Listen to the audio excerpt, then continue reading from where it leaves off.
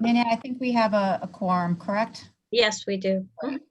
I'd like to call to order the Monday, August 24th, 2020 Springfield Technical Community College Board of Trustees regular meeting. Will you conduct the roll call, please? Yes. Mary Kate Murin, Present. Alessandra Anderson, Present. Vicky Kraus, Present. Steve Grande, Here. Eric Hagopian, I'm here. Bill Johnson,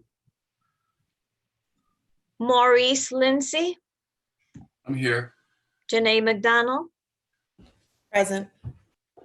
Elizabeth Esposito, Here.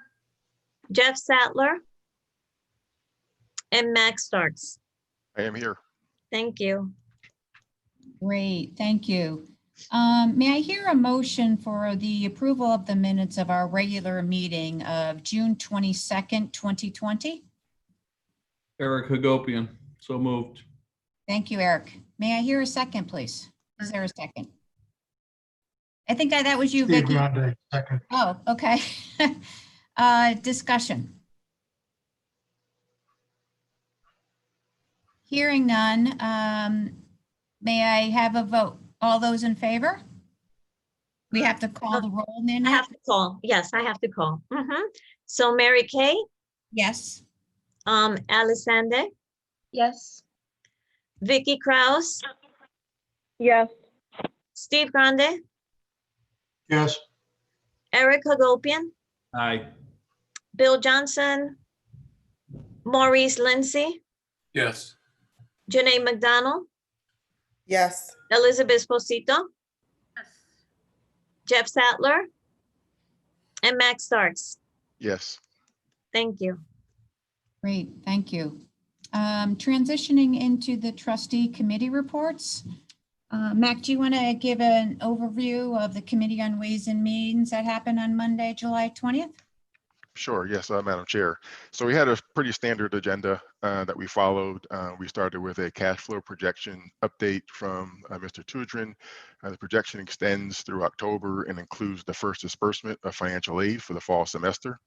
It is projected that there will be no need to divest any funds from the FIA through this timeframe, given the current assumptions. We then moved to a fiscal year 2020 revenue and spending report through June 2020. There we talked through savings in a number of areas, such as utilities, part-time salaries, and contingency lines. There's $1.1 million from facility projects that will not be spent in fiscal year 2020. The two projects creating these savings are the cosmetology relocation, not taking place in the fire escapes project, being pushed out beyond fiscal year 2021. The projected surplus of $2.3 million will go into reserves and cannot be used to cover any fiscal year 2020 potential deficit. We then moved to a fiscal year 2020 facilities project report, where the item of note was a $1.9 million remains available, but fiscal year 2020 invoices will be paid, which will impact that number that will roll into fiscal year 2021.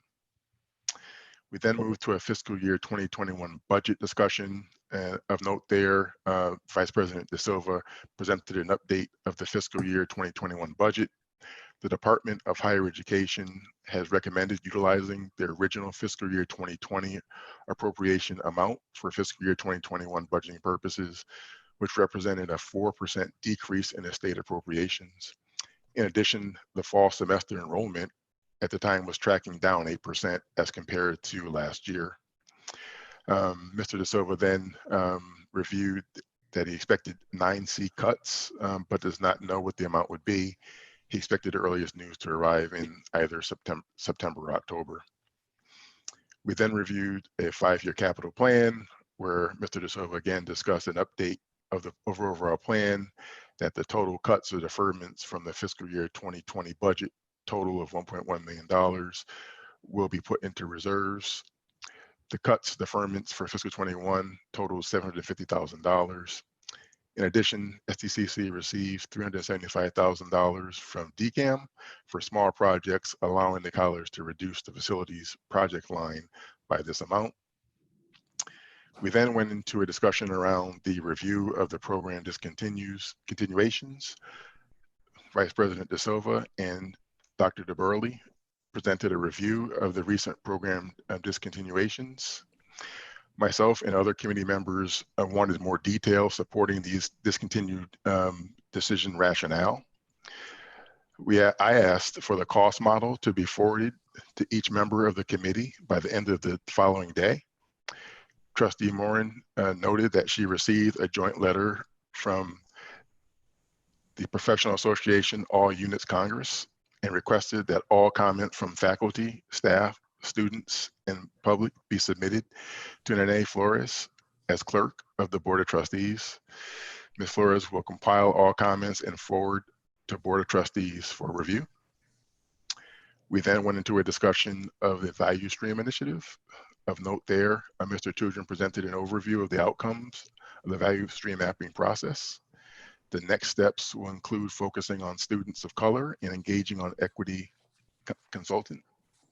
Vice President Kemp presented the new student checklist, both pre and post value stream process, as well as the use of impact of chat now.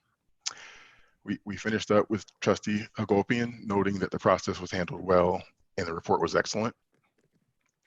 We then had our president's perspective and adjourned the meeting. The next meeting was August 17th. Great. Thank you so much, Mac. Do I hear a motion to accept the Committee on Ways and Means minutes of Monday, July 20th, 2020? Eric Hagopian. Steve Grande, so moved. Great. We have a second too. Discussion? Okay, Nanette, could you call the roll for accepting of the Committee on Ways and Means Monday, July 20th meeting minutes, please? Yes, Mary Kate Murin, Aye. Alessandra Anderson, Aye. Vicky Kraus, Aye. Steve Grande, Yes. Eric Hagopian, Aye. Bill Johnson, Maurice Lindsay, Aye. Janae McDonald, Yes. Elizabeth Esposito, Jeff Sattler,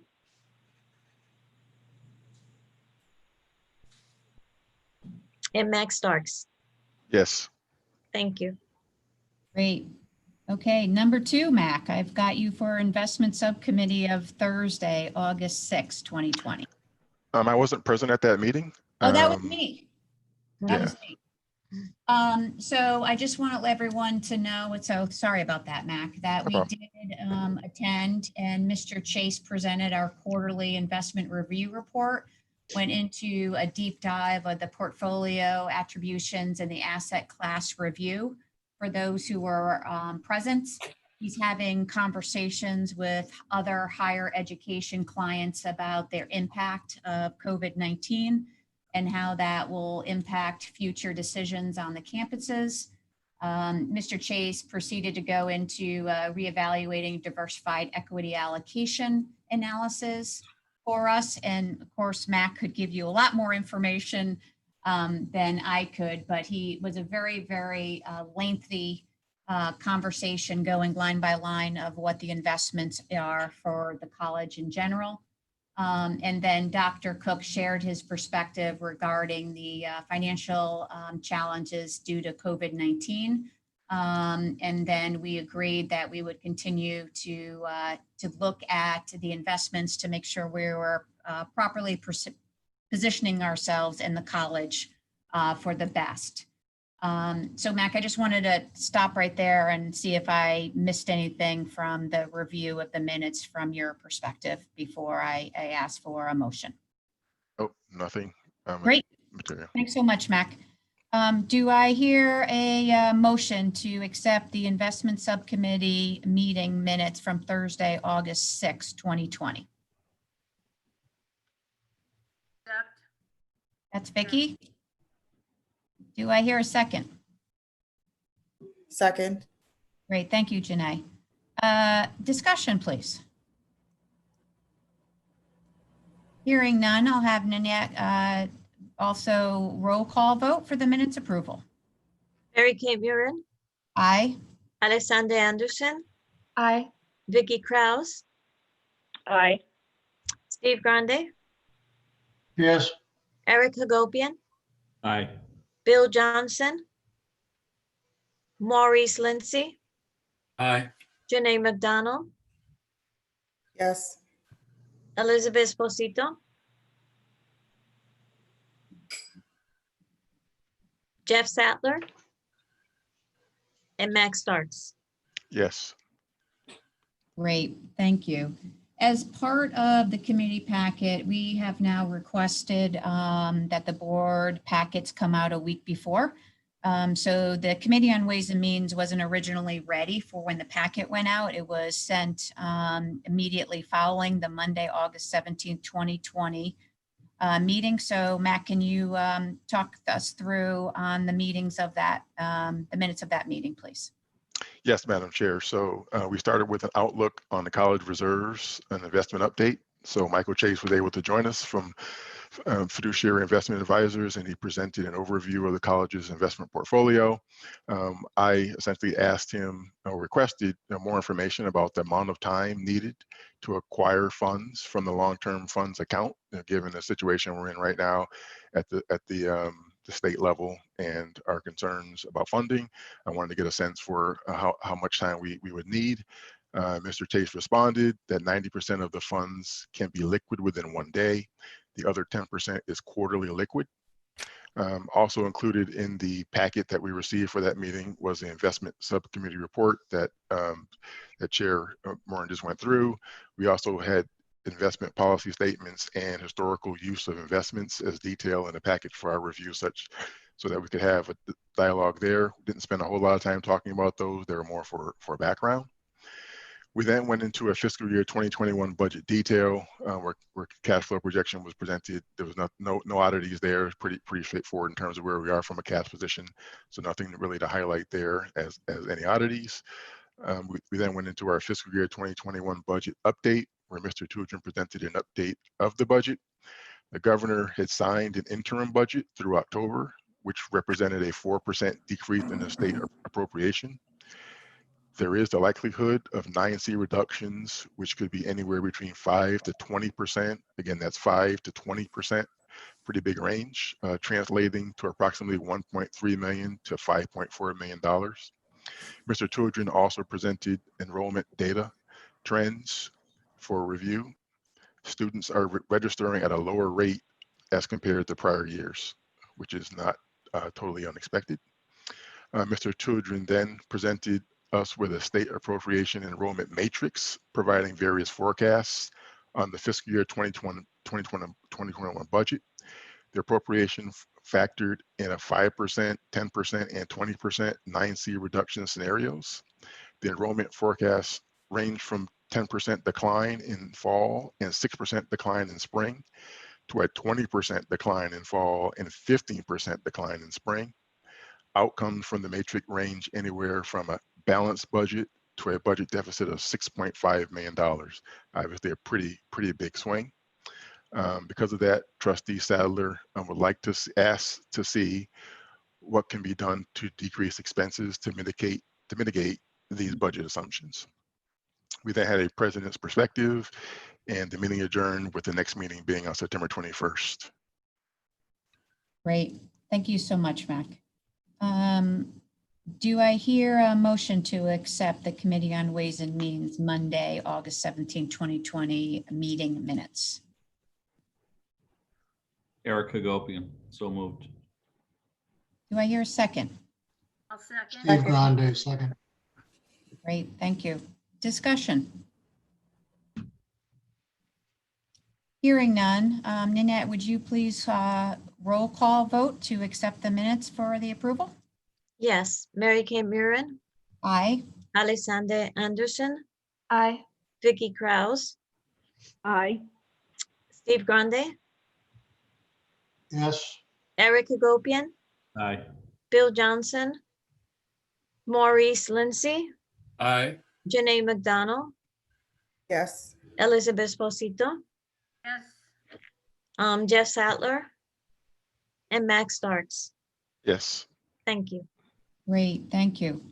At this time, I'd like to turn the meeting over to the MCCC Chapter President, Program Director, Department Chair, a Physical Therapy Assistant, Dr. Renee Gorman.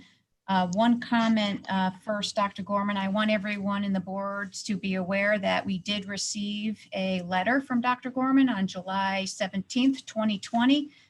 That was recirculated at Dr. Gorman's request. You should have that in front of you. And then Dr. Gorman, I would like to turn it over to you to address the Board of Trustees. Thank you. Can you hear me okay? Yes, ma'am. Okay.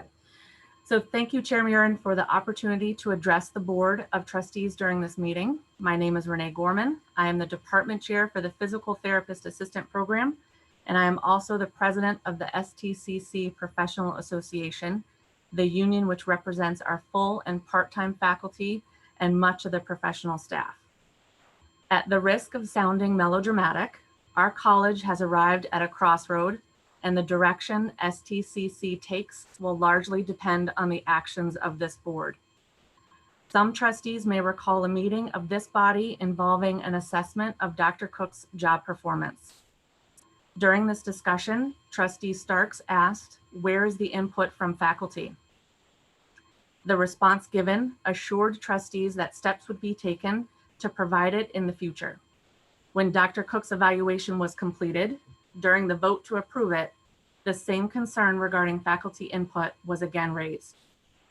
I'm here tonight to provide some small amount of such needed input, although there is a much larger set of revelations which should be brought to this board's attention.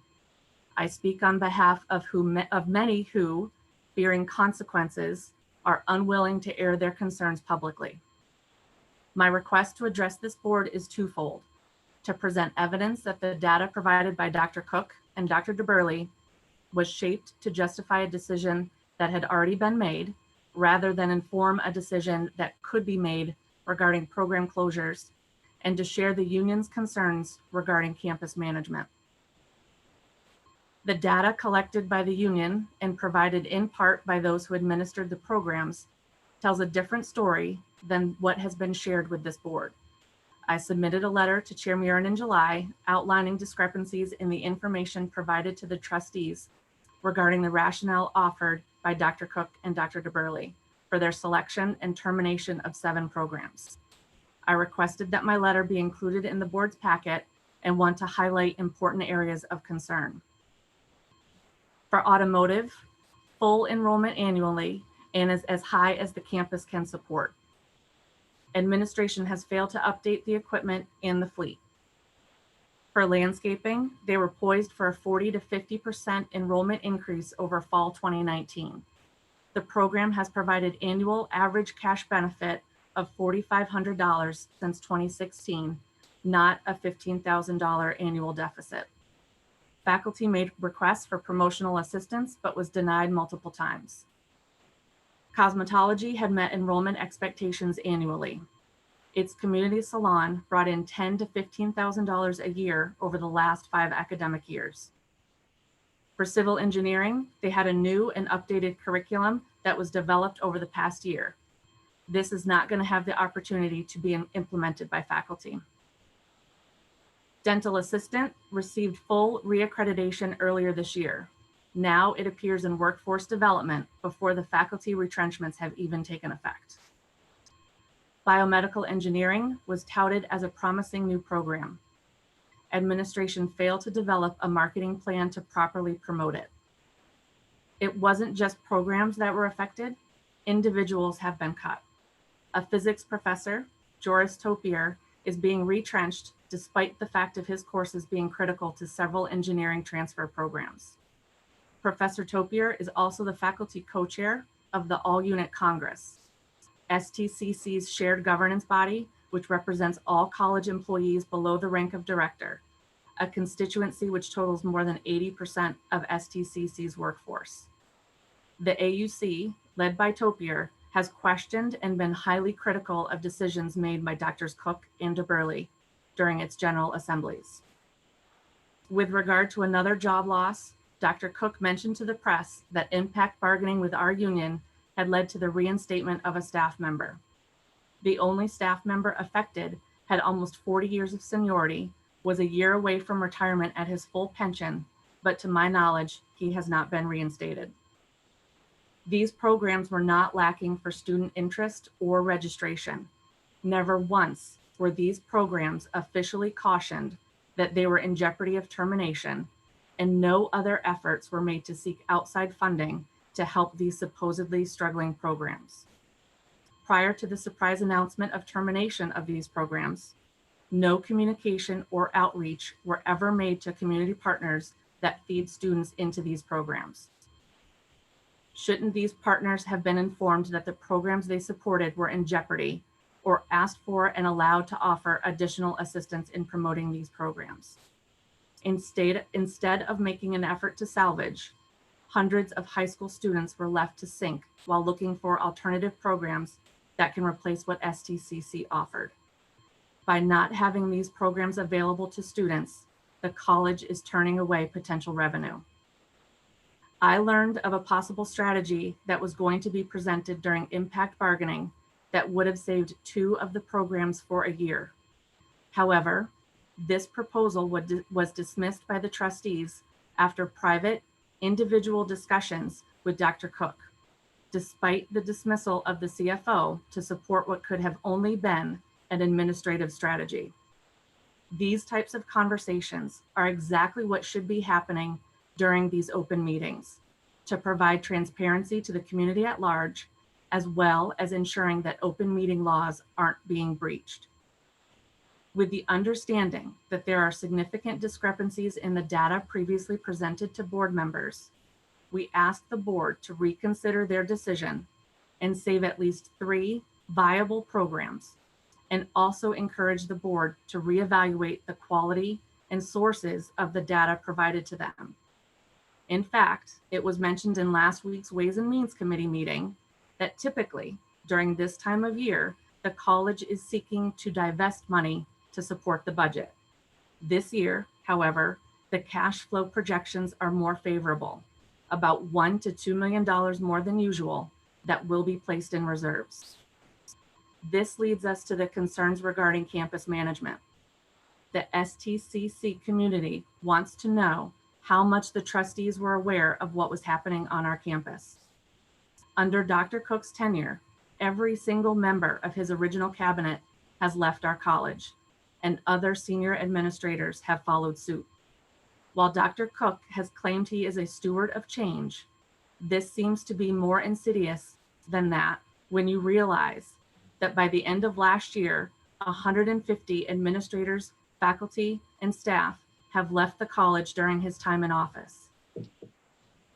In a time when other institutional boards are taking pay cuts to help ensure the continuity of their programs and staff, STCC is discussing equity increases for a president on the same day he sends out a request for voluntary work reductions and early retirements.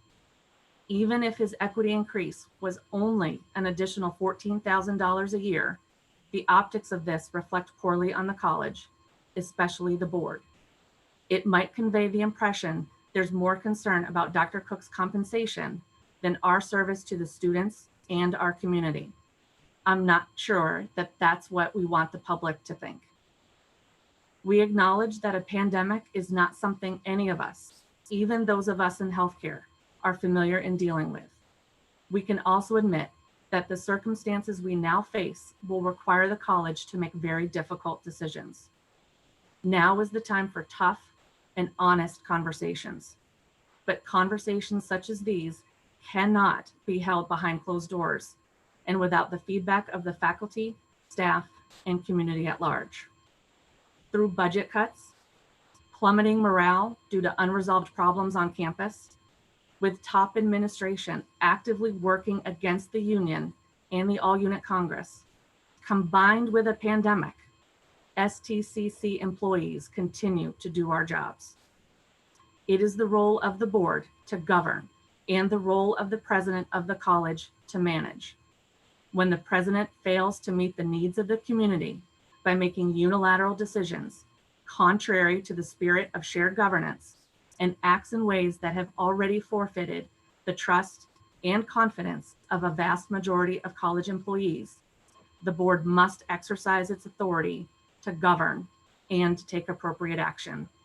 Thank you. Great, thank you, Dr. Gorman. I appreciate your comments. Would you be willing to send those to Nanette? So if we missed anything, that we as board members would be able to refer back to them? Do you have? Absolutely, I can send it to Nanette shortly. So I want to open it up for questions and comments, but just one comment before that.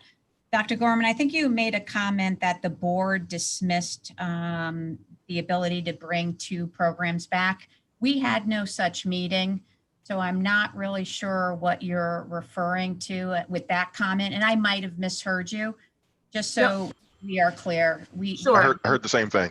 No, I Yep, heard the same I thing. did say it. That was going to be my question. I heard that too. Yep, I did say it because that's what we were told in impact bargaining. That the trustees had conversations with Dr. Cook. Okay. So I'm not sure where, I'm not sure where that came from, and I'm not going to ask you where that came from, but let me be clear that the board did not meet and have discussion of that nature. But I do have a question for you. Dr. Gorman, you're asking us to save 3 programs. Have you identified those, or would you kind of talk us through that a little bit? Sure. So based on the information that we have and that what we've been presented with, out of the 7 programs, we were looking at 3 as being the most viable to return, and that would be automotive, cosmetology, and landscape design, based on the numbers that we have. Okay. And that is also referenced in the original letter that I had sent to you in July. The July 17th, correct? Yes. Yes, Okay, ma'am. great, thank you. And I apologize for the miscommunication regarding the dismissal, but again, that's what we were told in impact bargaining, that there were individual conversations happening, which is what led us to concern regarding open meeting law. Right, okay, great, thank you. At this time, I'd like to open it up for board members for additional comments and/or questions for Dr. Gorman. I have a question for Dr. Gorman. I'm just wondering, and thank you for being willing to make these comments in this forum. If the strategies that have been employed were not intended for the long-term health of the college, then what is the sense of what is actually happening, what other agenda it might be? So I'm just going to make sure that I understand the question clearly. So alternate suggestions, is that what you're referring to? Or if... Well, I'm just, my assumption is that the measures that have been taken are with the long-term health of the college in mind, not necessarily, this fall or only this fall or next spring, but Okay. the long-term sustainability of the college. If that isn't the strategy behind these moves, what do you suppose the strategy might be? Is there some other agenda in place in your mind? Sure. So, these decisions are being made before we understand completely what our appropriations are going to be from the state. So, right now we're at level funding. We're not sure how much we're going to be receiving from the state in their appropriations, and with the 9C budget cuts. I think Trustee Starks referenced how there is a large gap in best case scenario versus worst case scenario. But in my letter that I sent in July, there are some suppositions as to what some alternative strategies might be for the college and why these decisions were being made. Some of them were regarding specific retaliation against faculty members and programs. Others is supporting the agenda to move the college to a predominantly online medium, as well as considering removing some of these technical programs is going to create more of a Springfield Community College and less of a Springfield Technical Community College. So there were a couple of other theories that I had suggested, also including moving to some of the programs to workforce development, which would then prevent students from having access to financial aid and not counting towards college credit. And that, I think, can be directly supported with dental assistant appears on our workforce development catalog. Thank you. Additional questions for Dr. Gorman? I have a question. You just mentioned or referenced whole programs being removed, and one of the theories was retaliation, Yes, ma'am. against those in that program. Are there any active or open grievances in direct relation to the programs that you are alleging? So we did bring a chapter grievance forward regarding these retrenchments, but with retaliation, it is difficult to provide enough data to support that. And that makes it very difficult because it is such a heavy charge. But that is, and again, I am speaking from information that I have been in receipt of and faculty that have expressed direct concerns regarding how their programs did not move in the direction that Dr. Cook had wanted them to. So their programs were targeted. So just for clarification, prior to this decision being made, there is no knowledge of complaints or grievances or anything coming from that department? There were concerns and they were shared with their dean. And I believe that they had expressed those concerns to administration, but there was no written report. There was no formal process. Correct, correct. From my understanding.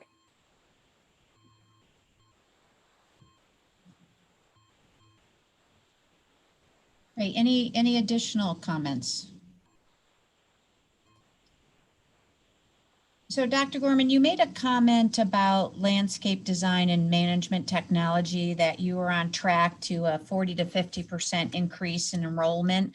How are you gearing that, those numbers? So On that track, was, what does that sure. mean? So that information was provided by faculty in the departments. And I can provide that supporting documentation. I believe I did forward it to Nanette after the call was made in the last meeting where you had asked for that information to be shared. So that information was collated and sent to Nanette that provided that documentation, that there were students who were registered in the program prior to the announcement of its closure.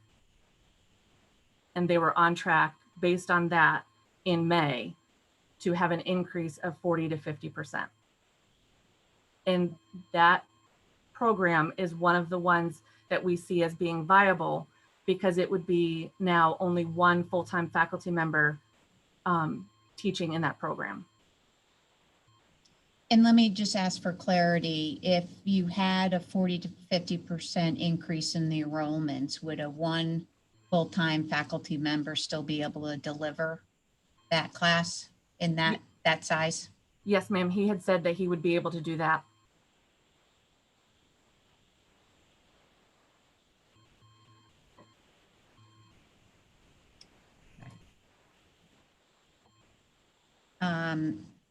Just last call for the board for comments to Dr. Gorman.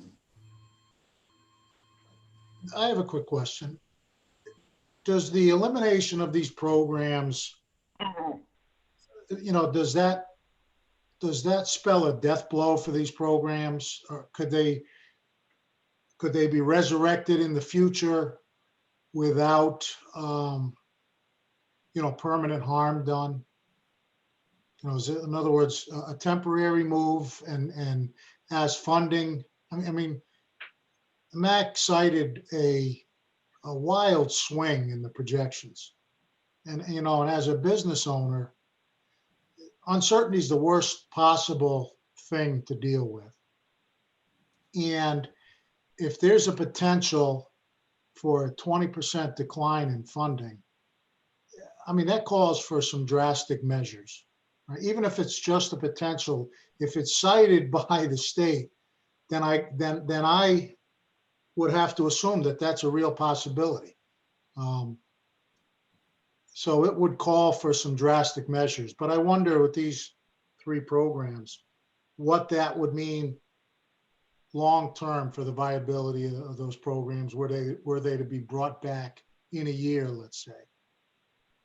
So I mean, I they're gonna completely, go elsewhere and, I'm sorry. no, that's okay. And I interrupted you. I completely agree that this is an insane period in history where we are making really tough decisions. And I completely acknowledge that. But in reality, you know, one of the savings was because of, for cosmetology, was because of the enabling move to get cosmetology out of building 20. And that was going to be a savings of close to $1 million. But honestly, we're not moving out of building 20 anytime soon. We've been talking about that since I've been with the campus, about 10 years. So I think, and you know, this is I have, everything I shared with you is something that I have shared with Dr. Cook. I think what is more disheartening is that none of the faculty were given warning or even given an opportunity to provide opportunities or alternate strategies to bring in income or alternate funding.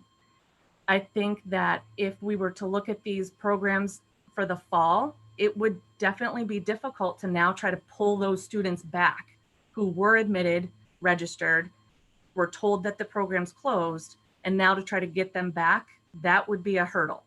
But I think that the outreach that we have done as a campus over the summer has been incredible, to where we could do something to bring these programs back within a semester or next year. But again, you know, it would have to be a deeper conversation looking at some of the finances and with a, you know, in a closer perspective. But I absolutely acknowledge that tough decisions need to be made.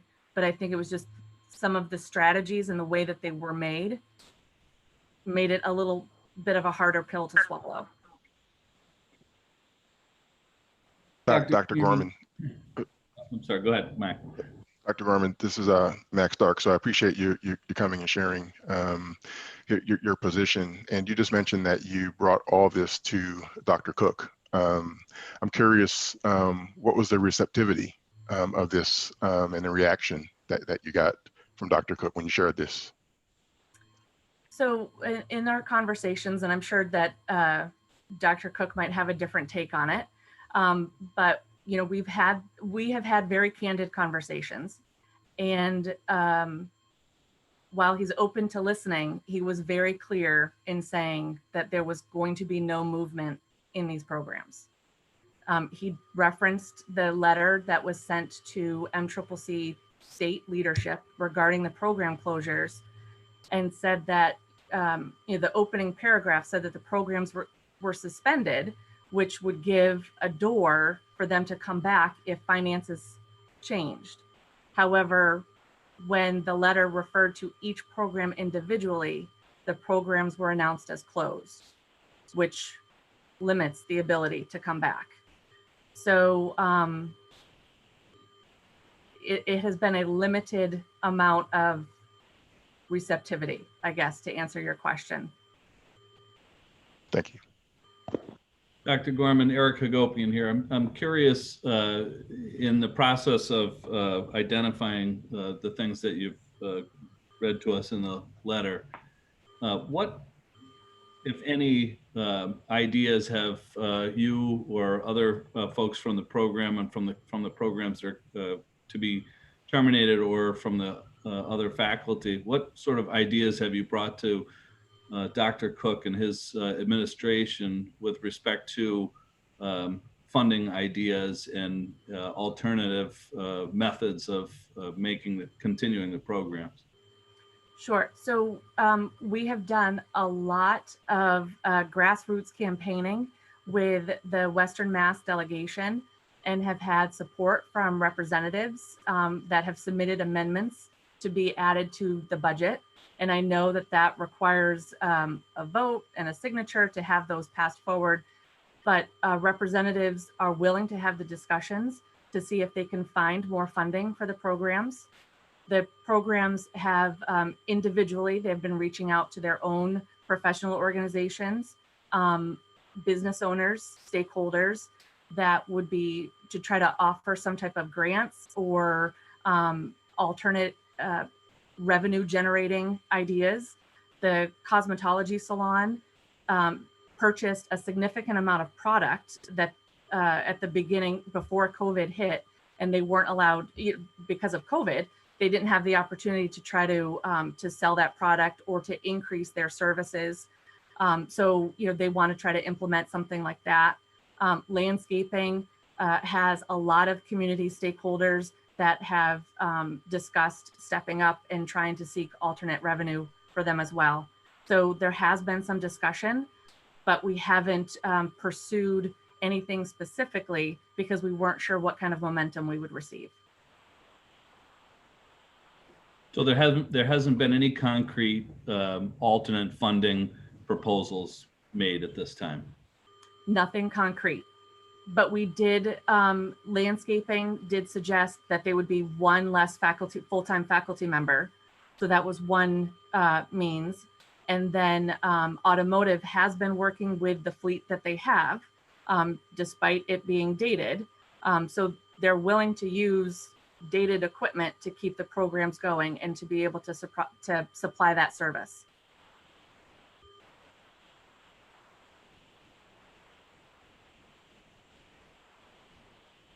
Great, thanks, Eric.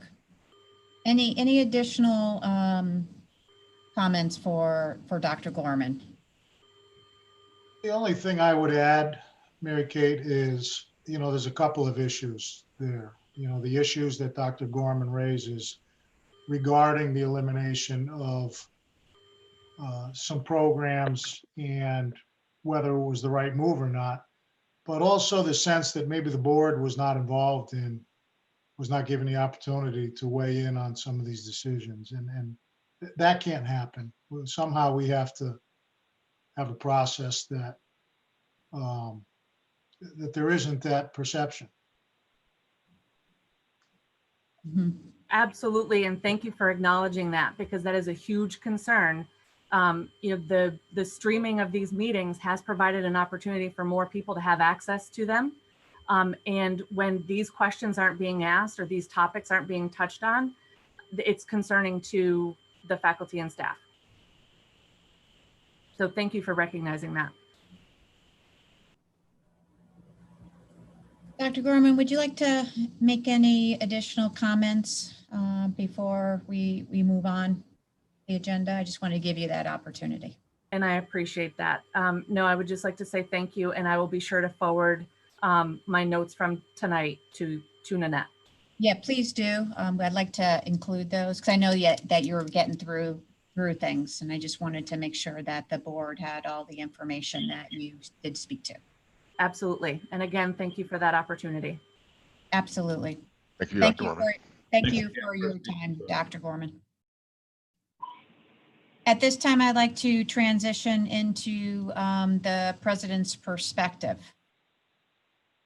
Thank you, Madam Chair. Thank you, trustees. I'm a little sobered. I'm a little taken aback by the comments.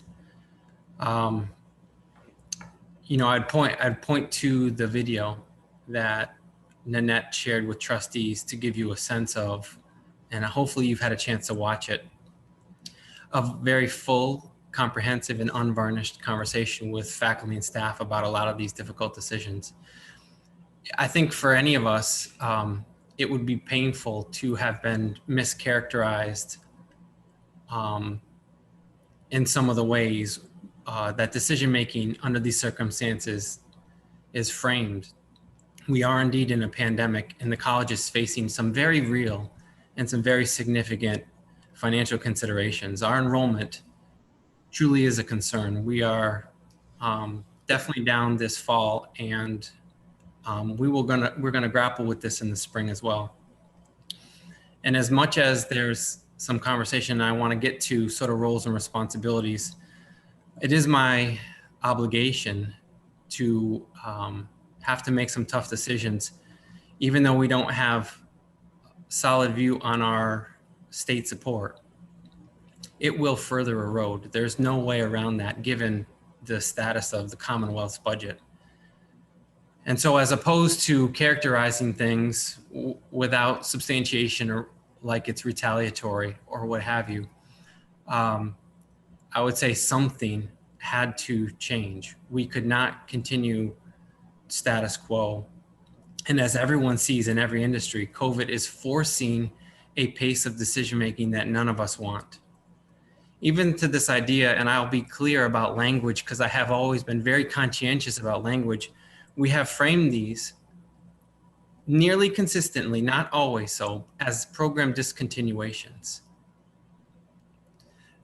Therefore, and I have been on the record and very candid about, if things change budgetarily, we will absolutely revisit these decisions and have the ability, given the nature of, let's say, certificate programs, to bring them back, to resuscitate, to rehabilitate, notwithstanding some very significant considerations around equipment costs, technology investments, and facilities.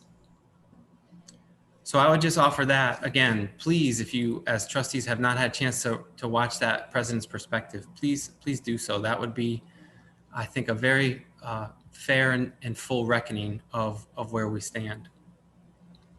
We are 15 days out from the start of a unique semester. I was going to talk about some encouraging considerations to some of this sort of dogged concern around questions that I asked early on about online. And they were questions, they were curiosities about how we viewed it, especially in light of our access mission. We were a college that typically did about 12, 13, maybe 14% of our credits online. And now we are poised as an institution, quite candidly, with great support, buy-in, and veracity from our faculty to be over 80% with online for fall semester. That's an incredible and stunning change in a matter of months. That allows us to still be viable. As much as we want to do in-person, leverage our labs, meet students face-to-face, we know COVID has something to say about that. So we have very much repositioned ourselves. It's a credit to so many of our staff and faculty. We are also nearly established with our campus access protocols. It has been no small feat to figure out how do we check in those students and faculty who really to the labs.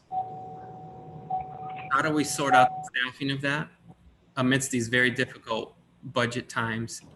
And how do we try to source some testing, given the obligation that we have and frankly that K-12 does not have when it comes to some type of testing of our employees. We also, the number out there was 21 full-time positions that we, through retrenchment, retirement, layoffs, had to make difficult decisions on. We are bringing back some of them. There was commingling. A number of those are our facilities, are our maintainers. We are looking to stand up a modified second shift. So some of those positions will be reinstated because we know we need to have a robust cleaning and sanitization protocol. So that is in fact happening so that we can clean our buildings upwards of 3 times a day. We recently were awarded a new TRIO grant. This is federal money. This is for low income and first generation students. It supports about 250 of them each year. It's about $320,000 a year. So about 1.6 million now through 2025. So there is some good news amidst all of this. But there very much are those challenges that persist. And if you see in my video,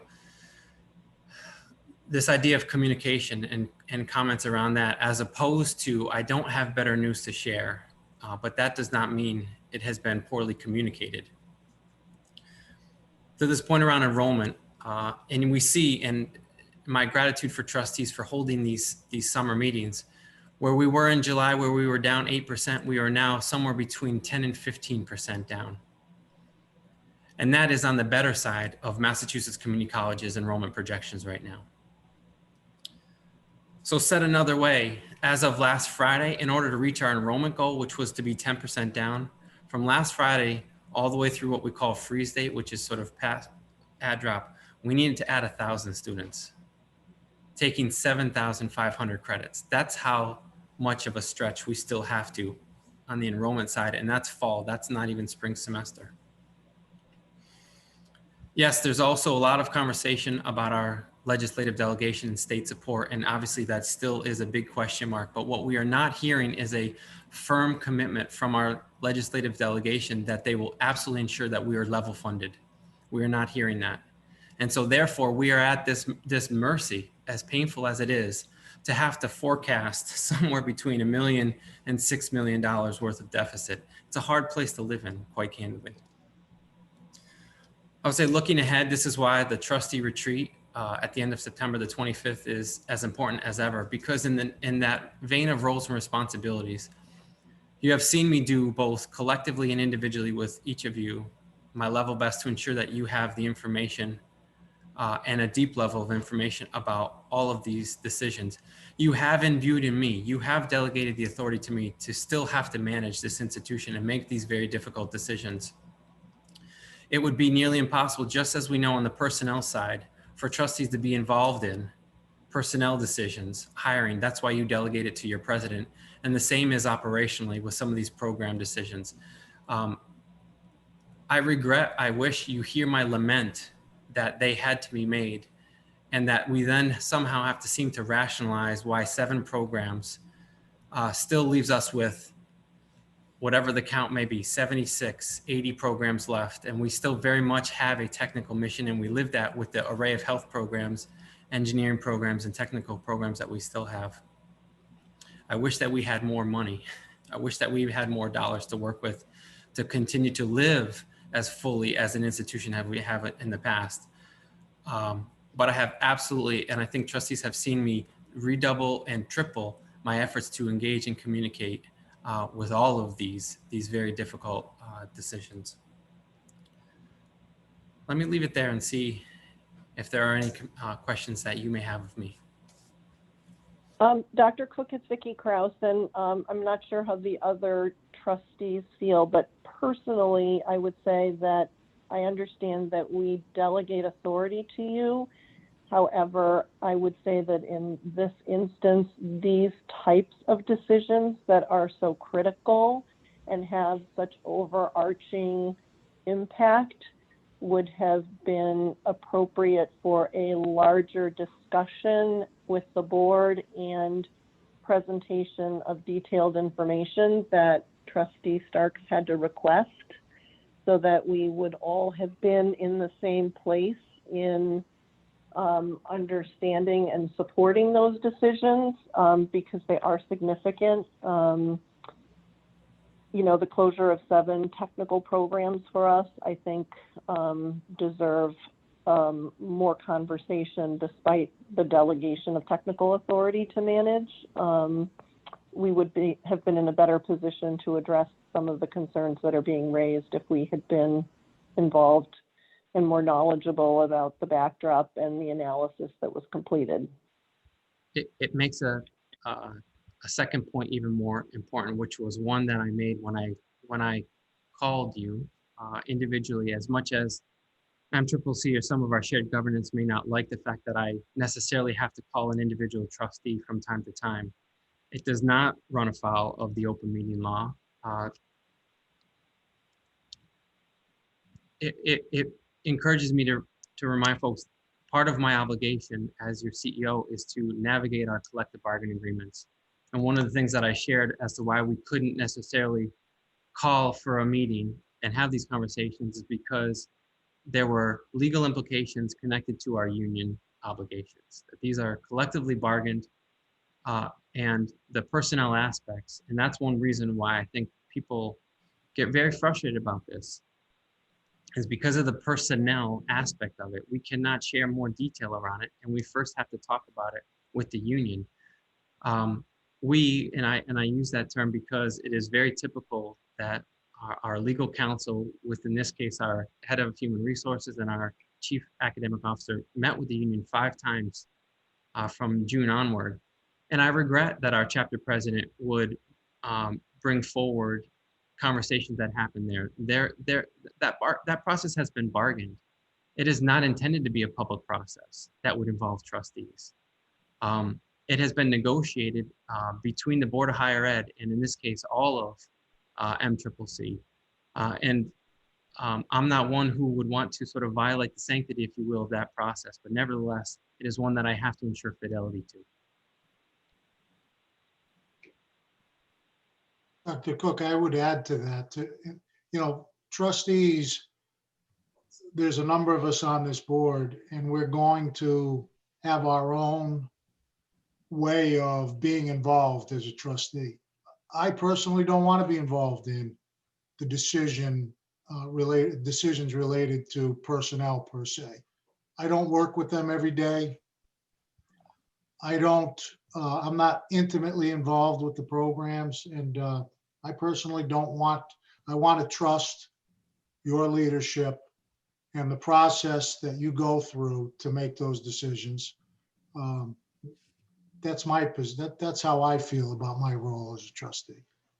But that's not to say that the process can't use a little bit of tweaking so that that other decisions are, we're better informed about them. And part of that is on us as individual trustees. I think that if I am not completely informed, part of it is my own responsibility. I think a lot of the information is out there. If I don't have all of that information, it may be because I didn't search for all of that information. Just looking inward a little bit in regards to some of this. But I don't want to be involved in the personnel decision. So I'm glad that that is not my role. Yeah, this is Trustee Starks. There's a clear distinction between personnel decisions, because I agree with Trustee Grande that we aren't there. We don't know enough about the details that goes into what happens at the personnel level. But when it comes to programs, we need to be informed. There's 7 programs. I think you quoted 70 programs in total, 80 programs in total, 80 programs in total. If 7 programs are going to be discontinued, the board should be informed well in advance of the decision being made, not after they've been made, and not being told simultaneously to them being made, but told well in advance. And even in a situation where we are told afterwards, we need to see the clear analysis done. They ask, so Chair Murrin mentioned earlier that we have a change in distribution of materials a week in advance of a meeting. That's trying to get us informed. So I agree with you in the sense of it's some of it's back on us, but we don't know what we don't know. And we have to be informed early enough on decisions like discontinuing programs that clearly, right, this topic took over this board meeting. This topic was a major conversation at our last Ways and Means Committee meeting. And if it's that important to talk about and take up this much time at a meeting, then how can it not be important enough to get an advanced preview? And it can't open law shouldn't have anything to do with that. Again, I'll look to our chair to help decide which direction you want to go.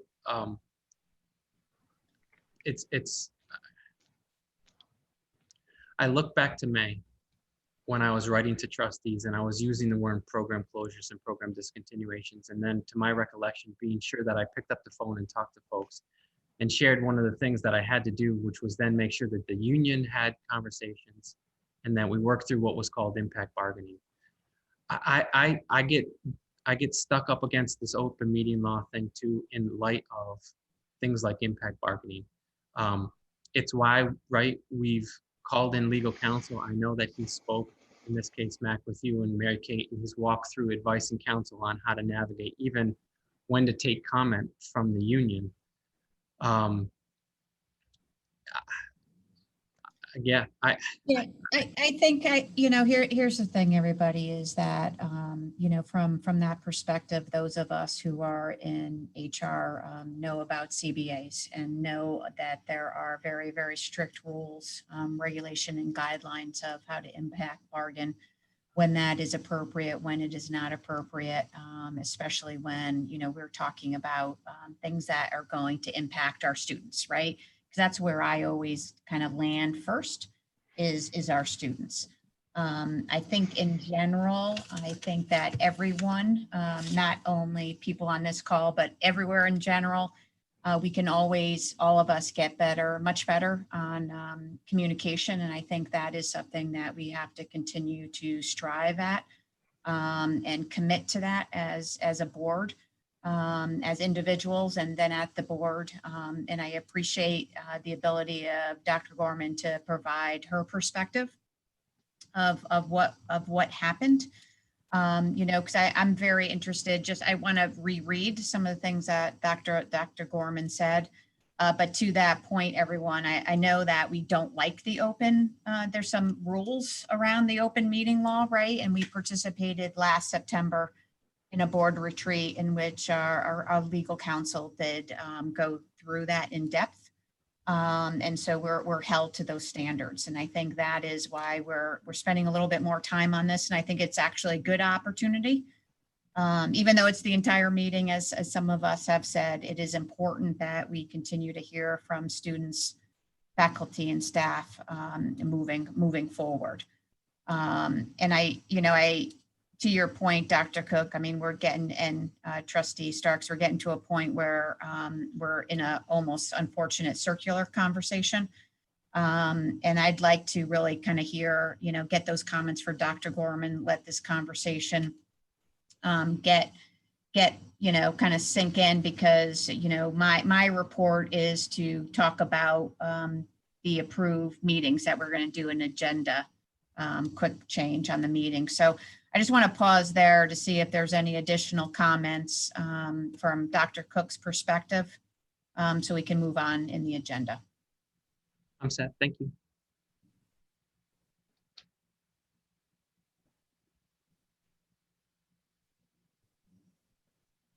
Okay, hearing none, I think trustees, you have a calendar in front of you for the approved 2021 Board of Trustee meetings, allowing additional time in between the meetings. So that, as you can see, there's been a couple of changes in Board of Trustee meetings, predominantly in the 2021 year, in that spring. And then you can see a few of them for the Committee on Ways and Means. Everything else is kind of holding there. So after review, I was just wondering if, do I hear a motion for the second revision to the 2020-2021 Board of Trustee meeting calendar? And if someone would like to read that. So moved, I'll and I'll read read that. the motion. Great. Janae, would you mind reading that, just so Sure. we get it in record, please? Motion 2020-12, that the Springfield Technical Community College Board of Trustees approve the revised 2020-2021 Board of Trustees meeting calendar. I think, Eric, I heard you as a second, if I'm not mistaken. Unless I just volunteered you. Eric, you're muted. It wasn't me, but I'd be happy to second. All right, thank you, sir. Any discussion? Great, and then Nanette, would you call the roll to accept the second revision to the 2020-2021 Board of Trustees meetings calendar? Yes, Mary Kate Murin, Aye. Alexander Anderson, Aye. Vicky Kraus, Aye. Steve Grande, Yeah. Erica Gopian, Aye. Bill Johnson, Maurice Lindsay, Aye. Janae McDonald, Yes. Elizabeth Bosito, Jeff Sattler, and Max Starks. Yes. Great, thank you. Thank you. Just one conversation. Friday, September 25th is the board retreat, of course, given Baker's, anything that Governor Baker might have in September, we'll continue to look at what that meeting kind of looks like. I know that we were always together on that, so we have to just, knocking on some wood, ensuring that things are going better for the area as we run into September. Just a call for any old business.